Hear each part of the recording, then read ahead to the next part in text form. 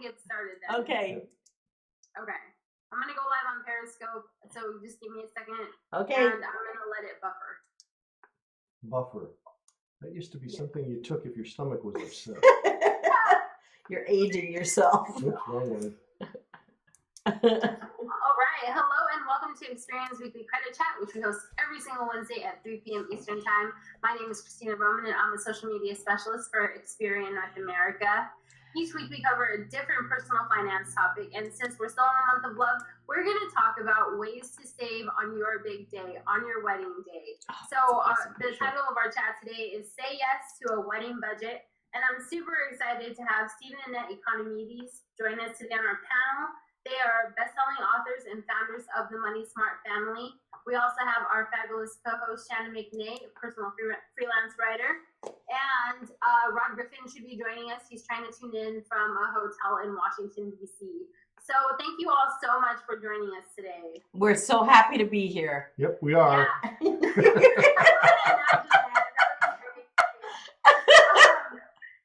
What's funny about this chat is actually the idea came from lunch that I had with Steve Annette at FinCon last October. We were having lunch and they were telling me about how they had saved a ton of money on their daughter's wedding and how we needed to do a wedding chat so that they could share some of the awesome tips that they had and just some ways to encourage people to stick to a budget, even when it comes to celebrating one of the biggest moments of your life. So I'm really excited that we were able to reconnect with Steve and Annette so that they could in fact share some of the awesome tips that they have. And they do have a lot of great resources that they're going to share here today.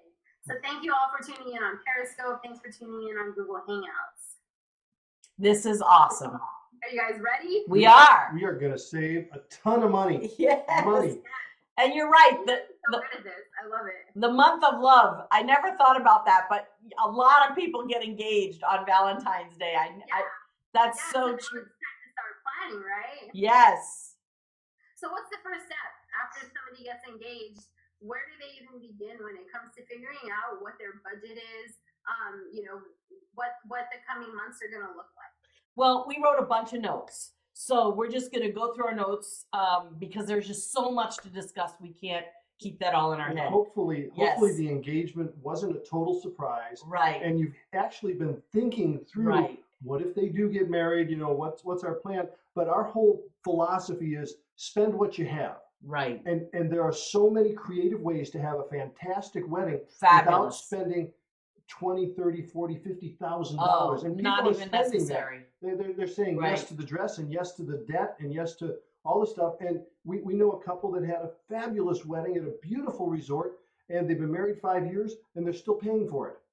And you just don't want to do that. Yes. So we're hoping that we can encourage people that there are many options. So and we've heard other people that had an unbelievable wedding and they're divorced and still paying for it. Ooh, ouch. Yeah.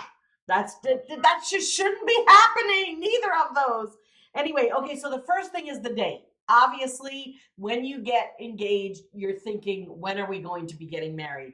And the date is so important because if you can pick an off-season date, you're in great shape. Now, we live in Scottsdale, Arizona, so we're going to be kind of opposite the rest of the country. But so most of our weddings are the fall, the winter, and the spring because our winter is so mild.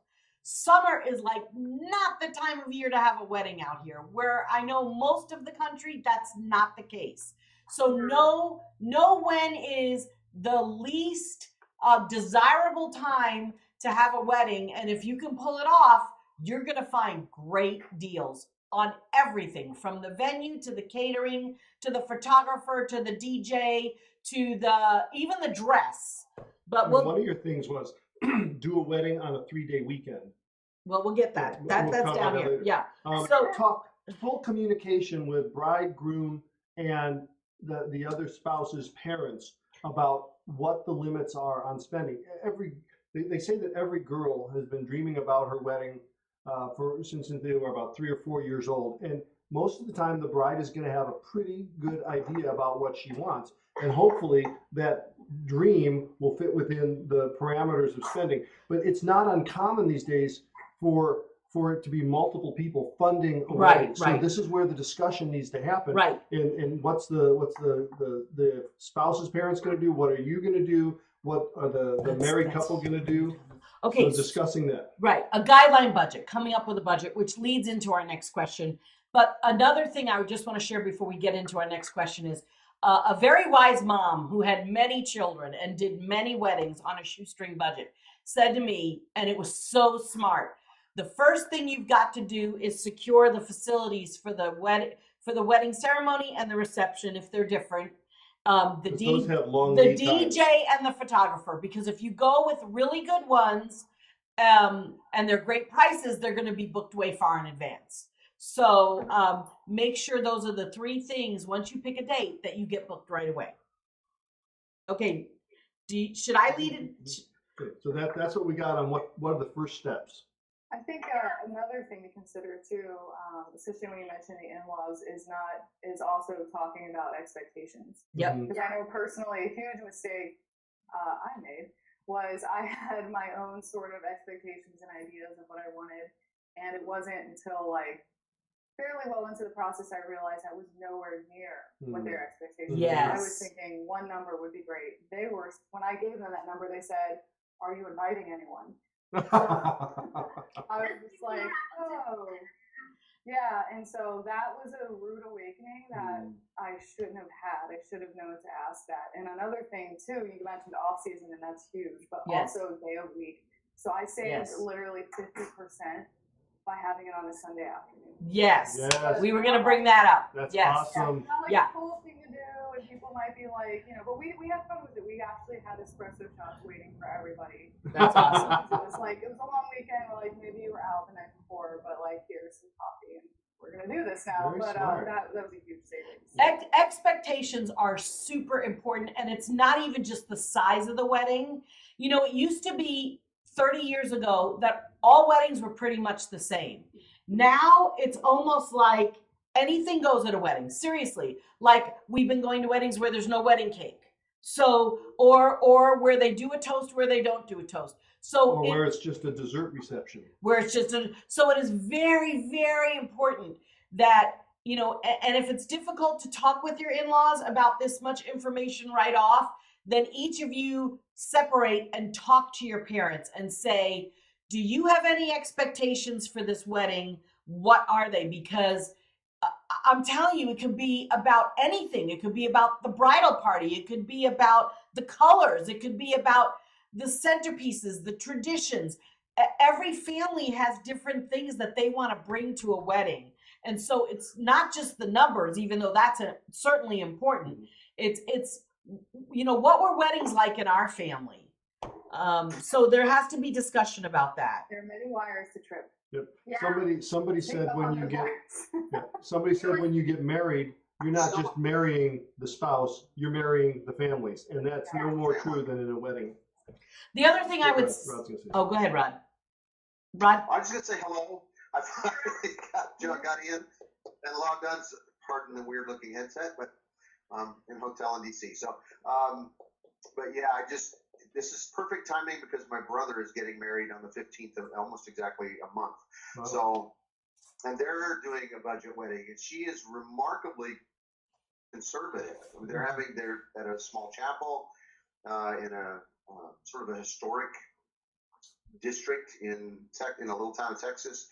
They're having the reception at their house. Very cool. So, and just having small family, and I've been through that, and Shannon and Christina know my history too.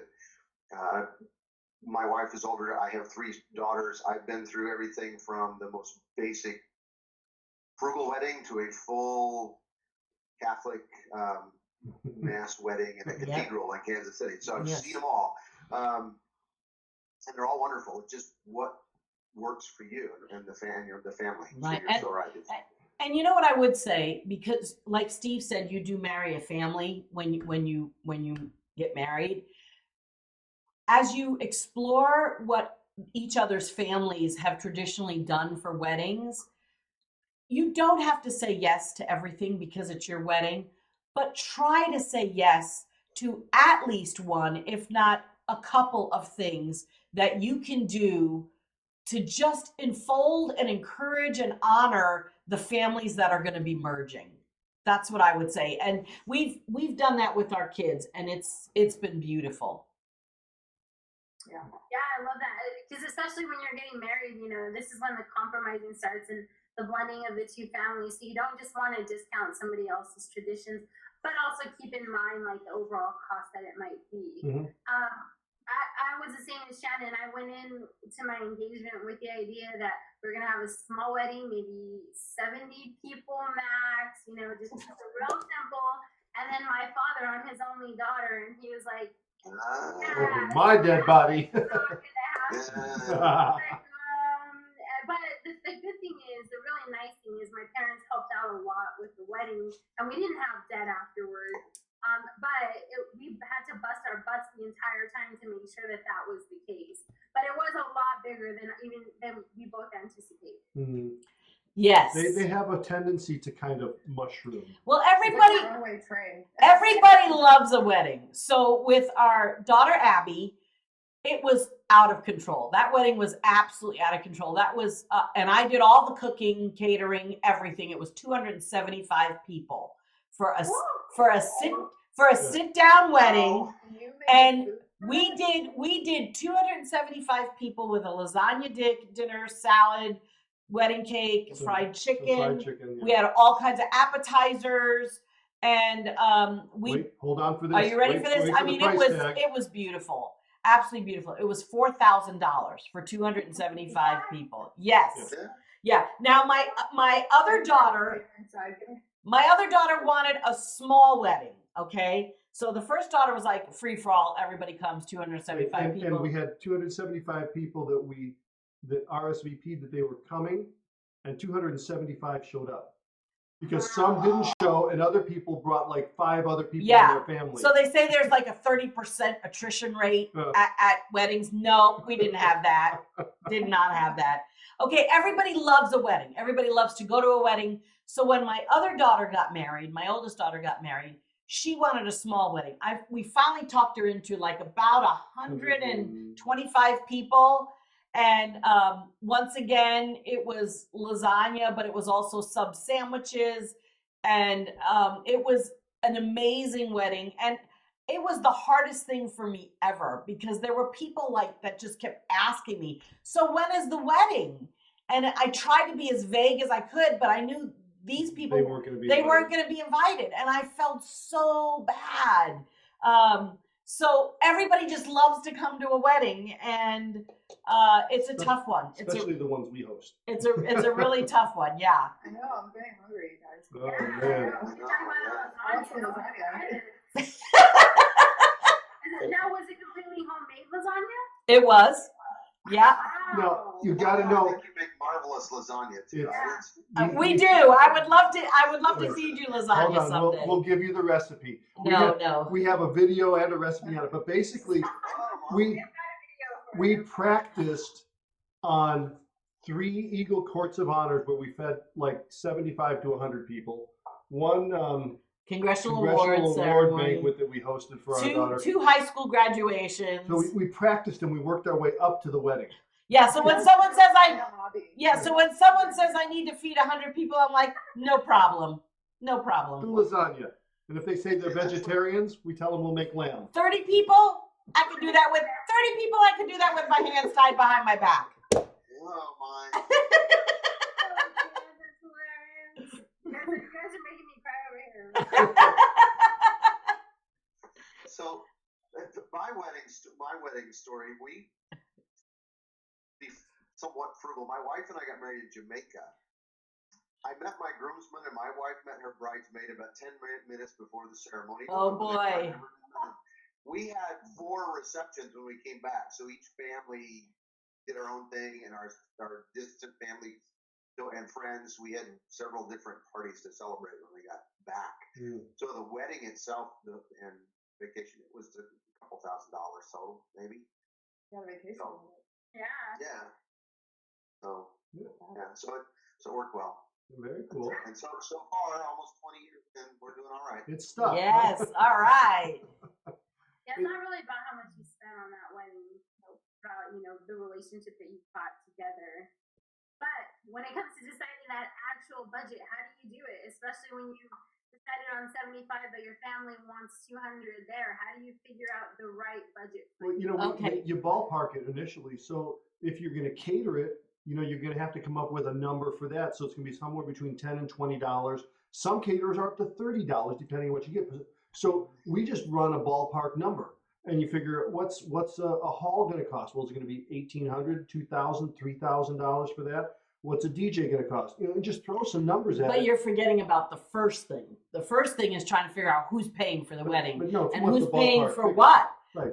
Everybody can have a say, but if the bride and groom are responsible for the whole wedding, then you need to say, I'm sorry, we'll invite as many people as we can with our budget, but since we're paying for it, we get the final say. But the whole point is, you got to start with something. Right. So before you even decide who's going to pay, if you come up with a number and they want a church wedding and the church is going to be $2,000 to $3,000, and a reception with sit-down dinner, and that's going to be $5,000 to $6,000, and the number comes out to $20,000, and you go, well, we don't have that. That's where you start the negotiating and the planning process. Right. So just ballpark it, and there's all kinds of guides on the knot. And but I don't like all of them. but you're right. They aren't necessarily going to be frugal, but they're going to give you some idea. And every city is different. And the more research you do, like as far as reception halls, I mean, there's VFW halls, there's Knights of Columbus, there's church receptions. There's a reception at a park, Exactly. renting a ramada. There's, Yeah. like you said, Rod, backyards, people with large backyards that would let you Yes. rent their backyards. My There's niece got married in Western Kansas. Their reception with 300 people was in her new husband and their families. They call it their shop. It's their equipment barn. Uh-huh. yeah. And it had 2 big combines. It didn't cost anything. And they got Right. married in the Methodist church in town, in a little town. Little towns make it inexpensive. Right. So Yeah. you throw some So friends. When if you The live big in buildings. big throw, city, throw some find twinkle nearby lights up, and it towns. looks beautiful. Yeah. So that's what I did. We found, I live in New York, and there's a little town up above the city, like north of the city, called Hastings on Hudson, and we did everything there. And it was easy for people to fly in, and it was easy for people who lived in the city because there was a train that went right there. So you can think a little bit outside of the box. Right. Right. It still happened. Right. But now, even if I'm going back to this budget thing, because this is so important, even if the bride and groom don't have to pay for the whole wedding themselves, sometimes parents will say, well, I'll pay for the whole thing, but then it has to be done my way. And so all that has to be communicated up front, and just say, we would graciously love your help financially with the wedding, but we're going to have to talk about what it's going to look like, because it can't be 100% you're calling the shots. And you literally have to verbalize that up front and just say, what are the most important things to you? Let's go with that. Okay, so Does what it help when you actually have sort of assignments for the, say, you guys can take care of the rehearsal? Yes. Yes. Yes. Reception, and then you Yeah, can so compartmentalize. what we did for Abby's wedding, our youngest daughter, is I built a spreadsheet and we made it a Google Doc so people could share it. And we divided it up to what was going on for the rehearsal dinner, the ceremony, and the reception. And then we added, we put the dress in there. We put all the that stuff in there. And then we put a projected cost. And then as the cost came in, we ran actual costs. And we weren't so tight that we were frantic over it, but it No. was really a good way to communicate and keep everybody on the same page. And basically, in Abby's case, her in-laws wanted to be involved, and they were getting married. The wedding ceremony was at the in-laws' church because we got a really good deal. So I said, how about you decorate the church? The only non-negotiable thing, you work with Abby to do whatever you want with decorating the church. The only non-negotiable thing is Abby wants an arch. So I went out and I bought the arch at Michael's with a 60% off coupon, and Abby had the arch that she wanted. And everything else she worked with her mother-in-law on. I didn't have to think about the church, which was awesome because that was the ginormous wedding that we did. So the prospective in-laws did the church and they did the rehearsal dinner. I just had to worry about the reception and the mammoth reception over there. And we rented a church gym. and we Steve, it was so awesome. The reception was on Saturday. They let us set up on Friday, actually, when they knew we were going to hang a parachute from the ceiling, which made it look like a resort. We found this on Pinterest. Then they let us put the parachute up on Thursday. So the church was really good to us for this. And all the staff kept walking through that reception hall like they had never seen anything like this put together. It was amazing. Can you explain the parachute? No, Wait, go I'm ahead. gonna say that with my 3 daughters, the way we approached it was they're fairly close in age. Before the first marriage, we said, here is my wife and I determined what our budget would be, and said, this is what we can do for each of you. Yep. And when the money runs out, it's going to be on you guys because this is what we can afford. Right. One daughter we paid for virtually the entire thing. One we didn't. One was closer, and it worked well. And they set the expectations. We knew what they had. They all had beautiful weddings. Right. But they're all different. But we were able to then kind of take ourselves out of that, being too much hands-on in the planning. It was here is what we can afford. Yes, that's a great way to do it. I love the idea of if you come up with a dollar figure and they want something that is going to exceed that, they can find a way to pay for it. And it's not a terrible thing. Our oldest daughter, she and her fiance said that they wanted to do it at a certain location and they would pay for the Right. It was location. pricey. My oldest daughter wanted a more expensive wedding between where they got the chapel that they got married in and the place where they had the reception. But again, it was totally doable. We told her what we were able to do, and then her in-laws kicked in a little bit, and they kicked in a little bit. I think the total budget for that was six or 7,000, and that's for 150 people for dinner. Right. 6 to 7,000. Yeah. 6 or 7,000, not 67,000. No. They know that. Expensive for a wedding. Feeding 150, you said? Right. Yes. Wow. Yeah, that's still really, I think, a really good budget. Yep. Okay, so let's talk about some of the nitty gritties, can we? Yes, let's. Okay, so I'm gonna. Wait, hold on. Where are we? We are. Christina's got to lead the questions here. Christina, I think we're on. Are we on question 5? I think we're already up to question 5. Yeah, let's say question 5 because we already talked about managing familial expectations. We talked about the right venues and locations. So let's go ahead. Question 5. What's the best way to save on invitations? Okay, now you're gonna laugh. Okay, you ready? Here's my prop. Yeah, let's hold Okay. on. Get it up to Okay, get it up to the camera. This is what I'm going to tell you is Michael's and Hobby Lobby and Joann's has phenomenal deals on invitations that you can print at home. And as a matter of fact, here, hold up that one. And no, the cover, because I want to show them something. Look at this. It comes with the cards, a whole kit. Yeah, it's a whole kit. And basically, we found wedding supplies for 90% off. You heard me right, 90% off. So the cost So they were supposed to be $40 a box. And actually, I think we even got them cheaper than that. Yeah. I think it was even less than $4 a box. I think they had a $2 a box sale. And this is my thinking. No one ever compares the wedding invitations. They don't bring them with them and say, oh, you got that one? So guess what? Your wedding invitations don't have to match. Oh, wow. Think about that. Think about that. If you kind of want them to, then what you do is you send all the people who are in town who are likely to show up, you send them one style, and all the people who are out of town, you send the other style. Right. And then whatever you don't use, you sell on Craigslist afterwards, and you make money on them. There you go.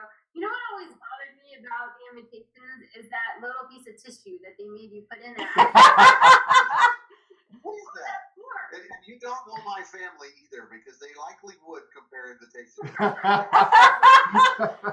So then all the family on your side gets one invitation and all the family on the other side gets the other invitation. There's ways to do it. There are. But really, I love Hobby Lobby and Michael's. We only had 2 styles for each wedding. Yeah, we only had 2 styles. It worked. Yep.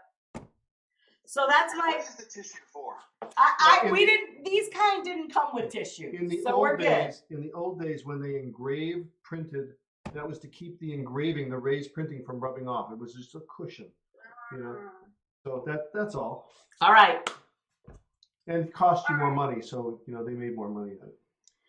Next. So if you could print at home, do you have to have a special type of printer or anything No. for that, or just any printer will work? We've done them on inkjet and laser printers, but if you're not sure your printer is going to work, and this is usually thicker paper. Right. So we have a Brother multi-function copier printer that has a setting for extra thick paper, and so we ran it through that because otherwise It goes slower. Yeah, It goes slower through the printer. doesn't smear. Another option, if you don't have that kind of printer, we did the typing in Word docs, and then we just sent it to the printer. But you could take it to a UPS store or a Kinko's or whatever, and have the copier company do the printing. You're still gonna save money Yeah. rather than doing custom invitations. Right. And there's so You can take, I've never done this, but you can take them a type of paper that you want them to print it on. yeah, and you they'll have print to it on that. call them in advance and ask them. Not everyone will do it, but we've taken our paper over to our UPS store. This is not a plug for them necessarily, but they'll print on whatever you bring them, and just tell them what the size is, and it can save a lot of money. Yep. So that right there, literally, you can save hundreds of dollars just with the invitations. Yeah, you can. Okay, and then postage. Postage just not going to. So here's a really wild one. I've known people. I've had friends who've done weddings. The invitations were electronic, so all email based or web based. And that's Yeah, more and common. and- That's more common now. Some people do that. With Evite and those kind of things. And I think even the Knot has a way to send invitations that way. And I think with anybody, and maybe you divide it up. You say anybody over 40 Yes. is going to get a printed invitation. traditional Anybody one. below that is going to get. Seriously. And there's so many ways to do it. There's And no rules there's anymore. also for the responses, like you've got one way to do the invitations, and then you have the traditional kind where there's a response card that comes back to you with a stamp on it. There's people that send response cards that are postcards. There's people Those that cost less to mail back. right, because the postage is less. And then there's people that say for your response, go to the Knot and respond on the Knot. But sometimes I've had some of those invitations where you respond online, and sometimes the technical stuff doesn't work, and it's just a pain in the neck. And so we've actually ended up calling people Right. who we haven't heard from that we thought were coming just to get an accurate head count. Right. How did you guys do it? You guys did the postcard, or did you put like a With phone the number first on it? wedding, it was all postcard responses. And No, with the no. second wedding, It wasn't Becky, postcards. It was not postcards. It It was was- the traditional but it was response postage card. mailed response. Yeah. With the stamp. But we got the invitations for so cheap, for $2 a box. We thought we can swing for the postage because the invitations were so cheap. Well, And then the with second Becky, we did what Steve said, where if somebody was over 50, they got a traditional wedding invitation with a response card that they mailed back. If they were, under 50, then The invitation said, please respond by going to this URL and letting us know. That's smart. That makes sense because some people have a harder time Yeah, with no, technology. but if you're doing a ultimate fancy reception, probably there's some etiquette rules that'll dictate right. what you need to do, and you may have to drop a few bucks for the postage. Getting an Emily Post etiquette book is very important. We have one. And there were many times when we would refer to it, and maybe we would have a little bit of an argument with our kids because they would be like, it's no big deal. And I'd be like, oh yeah, let's pull out the etiquette book and let's look at the proper etiquette. My mother pounded etiquette into my head as a kid. And so And we rebelled. no, and so I wanted my kids to understand there are some standards for etiquette. Yeah. All right. So we've knocked out invitations. You stayed 90% on invitations there. What about inexpensive flower or decor options? We're gonna go back to Hobby Lobby and Michael's. Okay, hold on. The first thing is consider, like, if you want to have real flowers, consider greenery and baby's breath. Mm-hmm. Because real flowers, hey, if you have an unlimited budget, go for it, okay? No one's saying you can't do real flowers. But if you have a limited budget, But wait a second. these are some of the things that you can choose. We're going to give you a couple of options. But for our wedding, we did real flowers 36 years ago. Yeah. And the flowers came wilted. Oh, They no. came wilted. Oh my They gosh. hired a real florist. They paid real money for it. Unbelievable. Thank heavens one of our friends was there who had just recently been married. And my mom was at the church when the flowers arrived, and they had overbooked their day. They had done 4 weddings in one day. And so they had done, this is the story of our wedding. And so the flowers basically arrived in very sad shape. They were like those dead Valentine And so roses. this friend of ours named Lauren called a nearby florist, and he said, you run down here right now, I will make a new bridal bouquet, and then when you pay the florist, you deduct the price of the bridal bouquet that you're paying to me from what you would pay the flower company. And there were no questions about it. Yeah. So, but we've decided real flowers are, for our kids, that was not a big deal for them.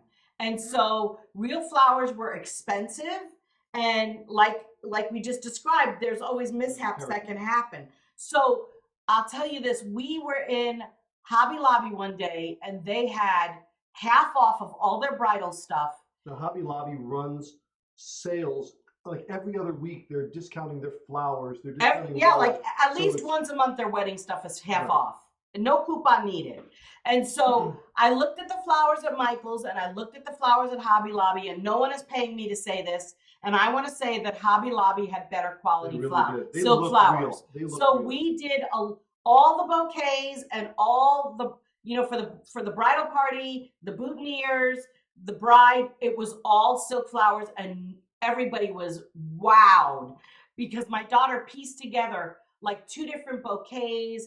And what we did is, I know everybody can't do this, so I'm not saying everybody do this, but we have the big fat Greek family, okay? It's my big fat Italian family, and they all wanted to be involved in the wedding. And so we had monthly craft nights, and we picked, this was leading up to the wedding, and we had once a month, everybody got together, and like 1 month we made boutonnieres and the wrist corsages for the moms and the grandmoms, and the bridal bouquets, and we even did the aisle bows, and we had one night where we just worked on all of that. And then the guys, I got Nolan, the son-in-law, together, and we worked on engineering the centerpieces so that there were no candle mishaps, because we had wine bottles with candles and we didn't want them falling over, and so we engineered that. And got So that it taken care of. ended up being a really, really fun bonding time for both families, because we invited the families to come to some of these, and each month we'd pick whether it was centerpieces or flowers or favors or whatever it was, cooking. Every month we got together and had one of these nights or days to work on the wedding, and it was super fun. Christina, you never asked a question about the dress. How come we do? I didn't have the dress in there. Oh, you know what? I have a wedding party you can save on their attire. So I Okay. figured the dress. Okay, we'll get to that because we've got some All right. amazing stories. So for the centerpieces, again, Pinterest is your go-to for centerpieces. Right. And we did homemade centerpieces. I would encourage people, if they're engaged and they're thinking about a nice wedding, don't buy tall vases if you have round tables, because what ends up happening is the tall People go vases like are in this. the middle of the table and you can't talk to people across the other side of the table. So think Think about lower these centerpieces. technical things, like I know this sounds crazy and we're radical, but Goodwill has half price days here in Arizona. And so there have been times when I've been in Goodwill and I've seen ladies filling their carts full of low vases, because you can get the vases at Goodwill for 50 cents a piece.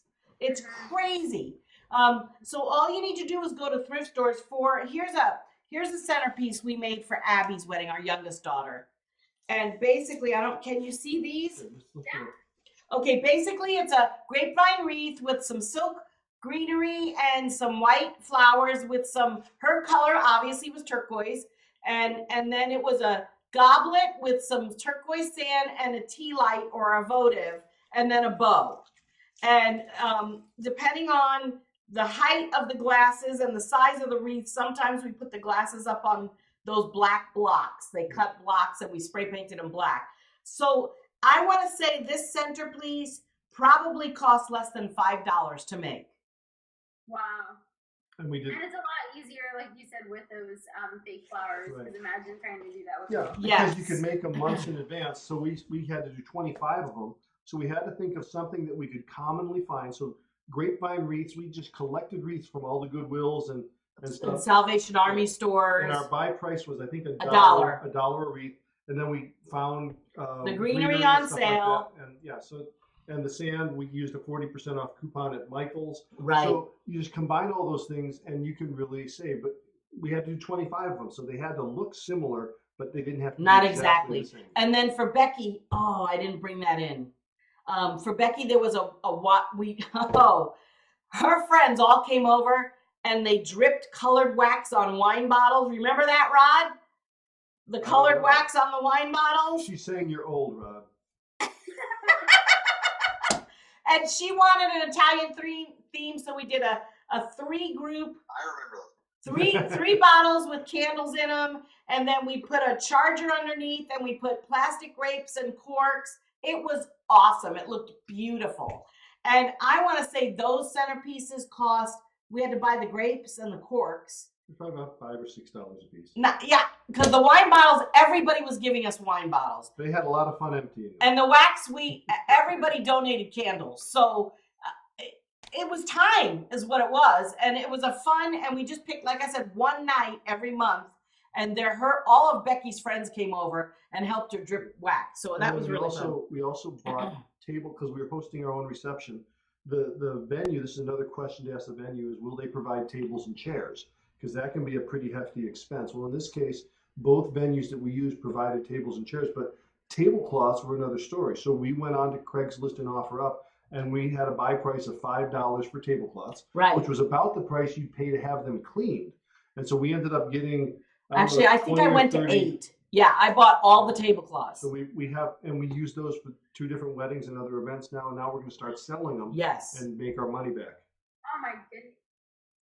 You guys are so good. How much time did you spend at like Goodwill and the Salvation Army as you were collecting all these things? We have no idea, but we were on a first name basis with them. No, we were not.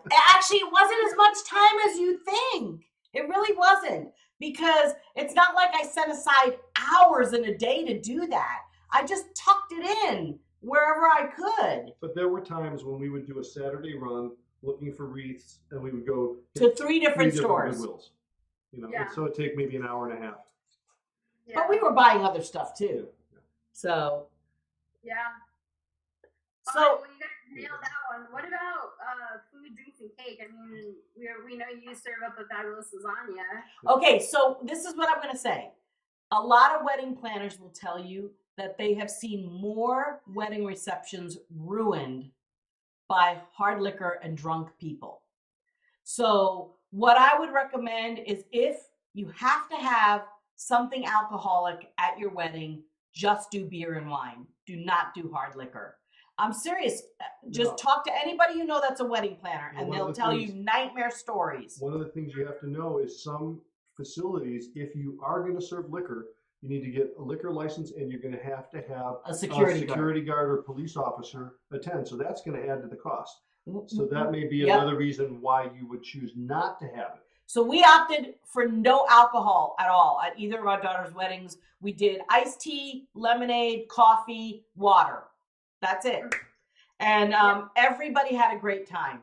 I think we finally made it to bed from Abby's wedding at like 2 a.m. So So as far as you're going to have a caterer, obviously that if you're doing it, it doesn't matter when you're doing it, but get lots of quotes. yes. In our town, there's a friend of ours who did a wedding for their daughter, and they hired it's a place called Kitchen on the Street. It's And it's an actual charitable organization. And they make meals for low income kids, and they ended up catering the dinner. Right. And she gave them the recipes.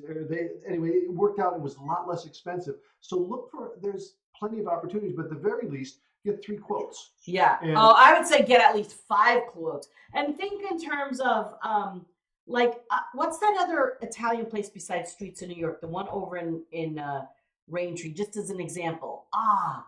Anyway. NYPD. Yes, NYPD. People want good tasting food. It doesn't have to be fancy. And so what I would say is, I mean, if you have somebody, a lot of friends and family that will help, golly jeepers, you could even do fried chicken from the grocery deli with side dishes like coleslaw and rolls. But you can cut the catering budget by asking the caterer to do what's called drop-off catering.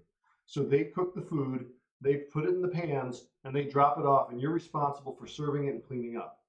So, I mean, that's one way. So if you have a bunch of friends to help, you get that. I mean, there's some churches where we've heard that they'll hire the youth group to serve the food and make a donation to their camp fund.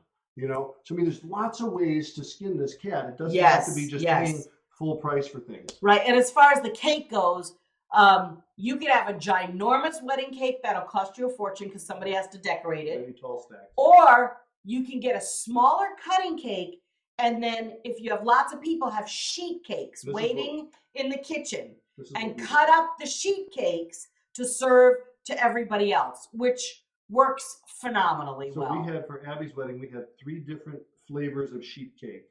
We had strawberry with a whipped cream filling. We had a chocolate devil's food with a cannoli filling, and we had a yellow cake mix, yellow cake with chocolate. I think it had like strawberry jam in the middle or something. And what are the options? Lots of options, and it was inexpensive. And I think also one thing. Oh, go ahead, Brian. I was just gonna say, being the person that I am, what I found is the fancier the wedding cake, the worse it tastes. I don't know. My mom was a professional. Good cake and a very, very pretty cake. Sometimes too. Yeah. The best food I've ever had has been like, someone had macaroni and cheese, different things. I'm like, this is the first wedding I'm past starving. Yes. We heard one time that there were a couple of teachers that were getting married, and they actually rented their school cafeteria, and they served pizza and chicken nuggets and I think macaroni and cheese, and that was what they wanted for reception food, and everybody had a ball. Yeah, you can have a lot of fun with the food. I think also one thing to be cautious of when you're booking your venue is that they don't try to force you to go with specific caterers that have, that they work with regularly, because then that will drive your budget up. Yep. Well, that has to be, like I said, asked up front. Like we specifically looked for venues where obviously we could bring our own food in, because I did the food prep for that. We had to actually negotiate for the use of a kitchen. All those things are, stuff you have to talk about, and it did raise the price for Abby's reception a little bit to be able to use the kitchen, but it was well worth it. Oh yeah, for as many people as came to that. Yep. Yeah.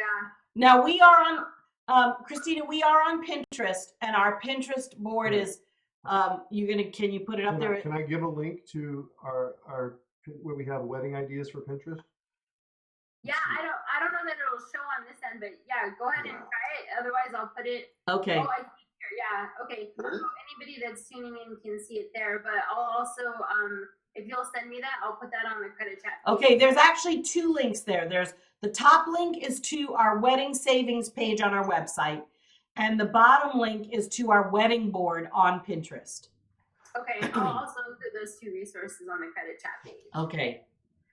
All right. So let's keep motoring through these questions. So I'm going to go over the ways to accelerate your savings and go straight to the attire, because you asked about the dress and the tux, and also, I want to think about the bridesmaid dresses and the groomsmen suits. How can we save on those? We've got great ideas for that. So, all right, let's hear them. Okay, so you have to think different. And nowadays it's less about. I mean, more and more people are going to not wear tuxes. Bridal gowns are running the gamut from the Ole Cassini $50,000 gowns down to some people just wearing a nice dress. So it's really determining what you want to do. But if you want to go the formal route, we have ways to save. And what we did is, years before this, we've been buying tuxes from consignment shops. We had one son who played in a Wait. concert. We're on this one. Are we doing? Oh, did I miss this? Yes. I Sorry. thought she said we were skipping that and getting to No. She said let's start with this. Yeah, we're on attire right now. Oh yeah. Over the savings one. Okay. I thought. All right. That's fine. I'm sorry. So we found consignment shops and thrift stores that regularly have tuxedos for sale. And we picked up tuxes for between $20 and $30. That's less than you can buy them for or rent them for.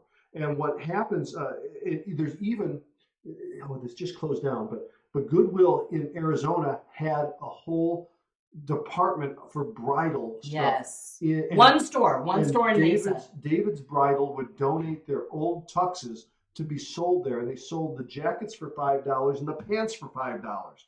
And so for the last wedding we did, that's where we got the tuxes for The father of the bride, father of the groom, and the groomsmen. And so basically for the bridal party, at least we'll start with the groomsmen. What we've seen to save money, and this goes for if it's a wedding that takes place during the warmer months of the year, you can forego like the tux rental. And if everybody just doesn't want to wear a tux, what you can do is wear black pants or tux pants and just do a white shirt of their choice, doesn't have to be a tux shirt, and a colored vest. Either you could do collared vest or a black vest. Right. And you can rent the vest from a place like Men's Warehouse. The vest alone is like $40 instead of a whole tux rental.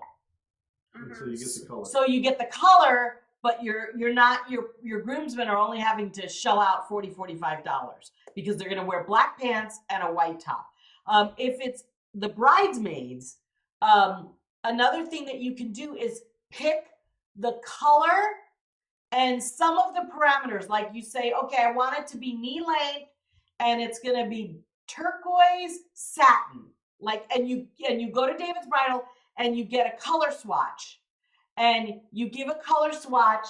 And actually what my daughter did, because she's super thrifty, is she cut the color swatch in half. So then she only had to pay for half the amount of color swatches. She cut them in half. She made sure everybody in the bridal party, all the moms, got a color swatch. And then she said, it can't be strapless for her. So it can have spaghetti straps. It can have one strap. It can have sleeves. And it's got to be knee length. And it's got to be turquoise and satin. Go find whatever dress you like. And so every single bridesmaid had a different dress, but they were all the same color. Mm-hmm. So it looked like a coordinated effort. And some of the girls found their dresses on David's Bridal clearance, and they paid like $40 for their bridesmaid dress. Mm-hmm. So it was awesome. I mean, and you could say, okay, it has to be, if it's a formal wedding, it has to be floor length with 3/4 sleeves or whatever the parameters are that you want it to be.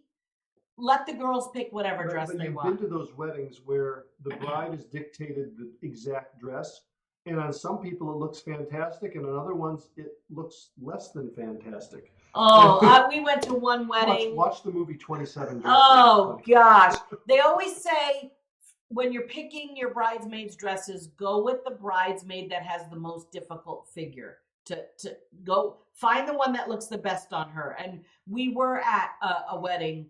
I felt so bad for this one bridesmaid because all the dresses were definitely picked for skinny people and she was not skinny.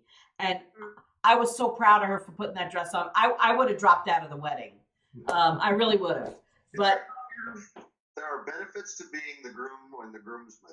Yeah. And my advice to my brother is all you have to do is say yes, dear, and stand where you're told. You're fine. Absolutely. All you have to know. But it seems to be more common that a lot of people are allowing their bridesmaids or their groomsmen to kind of be a little bit more individualistic with their Mhm. styles at their weddings. Yeah. Yes. So that saves them money, like you said, and it also helps them to feel better in whatever it is that they are wearing at the wedding. Right. And also, that's, you know, I that's what my niece, go ahead, That's what Ron. my brother's fiance is doing, and you know the bridesmaids, who happen to be my nieces, they already have their dresses, and same issue, different body types, different, but dresses same color, not exactly the same dress. Yeah. I'm best man, so the groomsmen and the best man, we are told we wear a navy blue suit. Perfect. That's all well and good, except I haven't worn my navy blue suit for quite a long time, and I need to lose 5 more. And it was, I was going to say, it's way too big on you, right? Yeah, no, that's the problem. I've grown and I don't know how. Okay, so let's talk about the wedding dress for a minute, because most people wear their wedding dress for one day in their life. They get it cleaned, they put it in the box, they never see it again. And so when I watch Say Yes to the Dress, I literally Don't say what you do. no, Don't say I literally have fire. You've had to buy 6 I TVs have because- fire coming out of the top of my head. That show just incesses me, because they always push the girls to the top limit of what they say their budget is. Nobody should ever have to spend that much money on a wedding dress. There are so many places. Every big city will have a boutique or a place where you can find used wedding dresses or resale wedding dresses. And a lot of times there'll be people that will get engaged, they'll buy stuff, and the wedding will never happen. And what do they do with their stuff? Like, so at those resale places, there may be a dress that hasn't even been worn, because most of the wedding places will not take wedding dresses back. So options like Craigslist, OfferUp, eBay, going to wedding boutiques, looking at, we've seen them at consignment stores, Yes, and at thrift stores. One thrift store, we did a TV spot there, and they had a rack of designer wedding dresses that the person who was designing them had donated because she was on to a new year and new style. This rack was there, they're selling them for $15 each. There's no, if you've got a limited budget, right, you don't going to look like you have a potato sack on. Just have to take the time yes, to look for something. Our daughter Abby, before she even met her husband, her current husband Colin, had another guy that she was interested in, and our daughter Becky was out shopping for a veil to go with her dress. So we were at this used wedding boutique, and Abby said, "Hey Mom, for the heck of it, can I just try on wedding dresses?" And I was like, "Sure, go ahead." And so the first one, it was me, my mom, Becky, and the lady who ran the wedding boutique. We're all like, "No." She goes in and puts on another one. We're like, "Oh yeah, that could work." Goes back, puts on another one. I hear the lady that works there going, "Oh, this is the one. I know this is the one." She comes out, we call it her cupcake dress. It was a halter top with a beaded bodice and a tulle bottom. And she looked like an ever-living cupcake, but it was the cutest cupcake you ever wanted to see in your life. And that dress cost $150.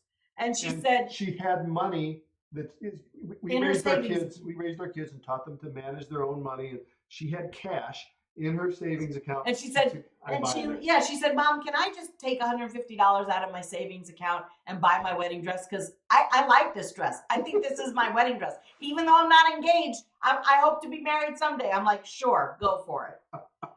And she did, and she wore that on her wedding day. She sure did. Awesome. And of course, she wasn't about to waste the $150. No, she loved that dress. Yeah, it was beautiful. That's awesome. And our daughter Becky, she is very traditional. So when it was time for her wedding, we went to about 3 wedding shops in a day. And we went to one in Phoenix, and we found one that was kind of nice, and it was a good deal. Then we went up to David's Bridal just for the heck of it. She got a Kate Middleton look-alike dress, and she was so tiny. She was a size 4, and they didn't have that size in the store. They had an 11, and they clamped it, And then they said, I'm going to call the warehouse. They happen to have a size 4 in the warehouse. So, and it was it was gorgeous. Long sleeves, satin lace, very classic, traditional. And it was $400. Yep. That's awesome.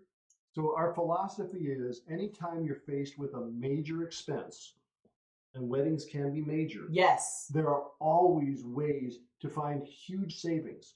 And it's all a matter of how much time and research you're willing to put in and how much effort. And if you can pull a team together, Yes. you can put on a fantastically frugal wedding that looks like you spent $50,000 and you can do it for 10%. Most people have friends. If they rally them and create a team and say, I need your help with this, we have several months, and they have a plan, most people will be able to get relatives and friends to jump on board and get excited and help them do this. Yeah. Yeah, absolutely. You shared so many wonderful things in this last hour. I want to get what, because we're already almost, it's 1 o'clock, so we have to start cutting it down. But can you share just your number one money saving tip when it comes to weddings? Steve Annette, we'll start with you, and then just share where people can learn more about you and all the resources that Steve Annette shared today. I'll be sure to include on our credit chat page, and we'll share that out after this chat. But yeah, what is your number one? And if you each have a different one, that's totally fine. Okay. But just share it, and then where people can learn more about you. Okay, I think my number one is communication and expectations. So make sure you know what you want. Make sure you've thought through all the different aspects of the wedding and you've written down what you'd like to have, so that when you go and chat with the other families and piece it all together. And when you're saying you mean the bride. The bride. You know what are your non-negotiables and what are your negotiables. And I guess one other thing I want to say, which is not exactly the tip for the wedding exactly, but is if there's any way to invite the children, invite the children. It drives me crazy that places like Bridal Bargains and The Knot are always like, cross off the children. Children need to grow up going to weddings so they know what a wedding is supposed to look like. So when it's time for their weddings, they know what they want to do. If you've never been to a wedding as a child, how do you know what a wedding is supposed to look like? So that would be my thing, is please find a way to invite the children. Most of the time they don't even eat. They just run around and play. Yeah. Okay. And my thing is give yourself as much time as possible to plan a wedding. If you can push the date back, push it back, because the more time you have, the more you can do a better job, you can have less stress, and you can save more money. All right. And where can people learn more about you? They can go to our website, moneysmartfamily.com, and we've got all kinds of great money saving tips there, not just for weddings, but for all kinds of things like groceries and kids and money and household finances. And what is your Pinterest board? Is it Money Smart Family as well? No, I wish we had set it up that way, but it's pinterest.com/Annette Steve. Annette Steve. Okay. Right. But if they search for Money Smart Family, we should be in the top results. Yes. All right. Shannon, we'll go to you next. Share your number one money saving wedding tip, and then where people can learn more about you. I would say talk to people that you know that have had a wedding fairly recently, last few years, and ask them about all the budget items they didn't plan for. I know in my own experience, we were like super on budget and really proud of ourselves, and the last 10% got really surprising and really expensive, and it was a struggle in the past. Like I'd say even a month leading up to the wedding, all the things that we didn't anticipate, just because obviously we never had a wedding before.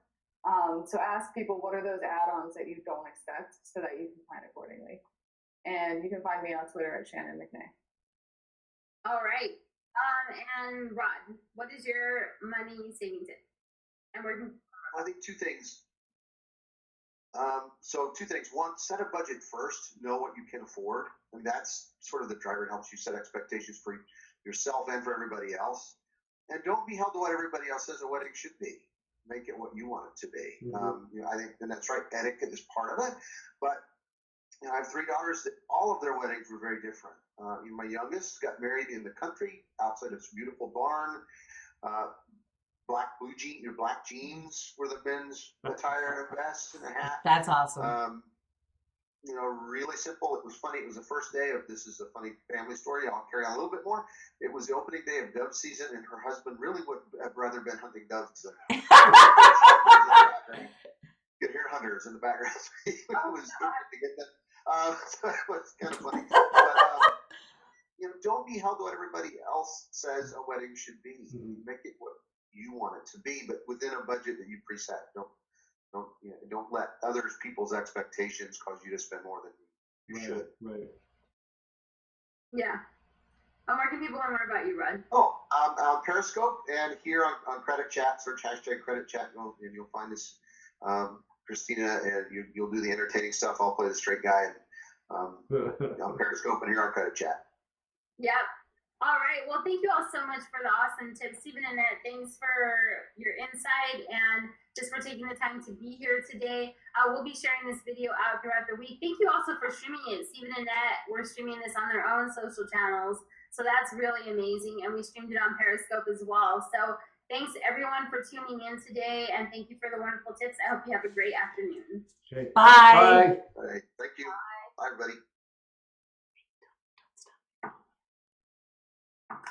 All right. Thank you so much, guys. It was fun. It was awesome. Great being with you.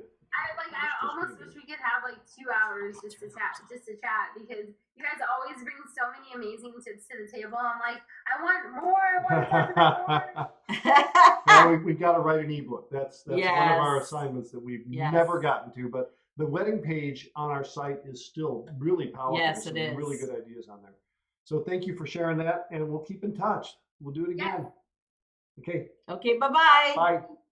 Bye. Okay, and to everybody watching on YouTube and Facebook, we're glad you tuned in. Yes. Make sure you visit these pages, and I'll put links up to them because there's tons of good information there.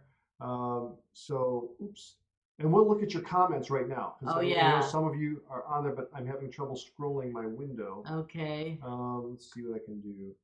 YouTube, Sadie says you could buy a dress secondhand and ask the tailor to make it fit you better. Yes. And add any details, still cheaper than buying new. You're Correct. absolutely right. And ND Beautiful Badlands says it would have worked where my family lives in Southern California, but it was the norm here. Everybody won, especially all the bank accounts. That's wonderful. No, where I that's grew up, not. there should have been, let's see, 15 years. Totally different. Yeah. Prices do change depending on where Yes. you are. Oh, and Sadie says she loves seeing kids having fun all dressed up, normally sliding across the floor. Yes, of course. yes. That's Are what there kids more? do. Wait, scroll up, see if there's just more at the Just a top. second. I don't think so, but let me change this link. Okay. Now just scroll up and just see if there's, there's a lot more. Thank you. Okay.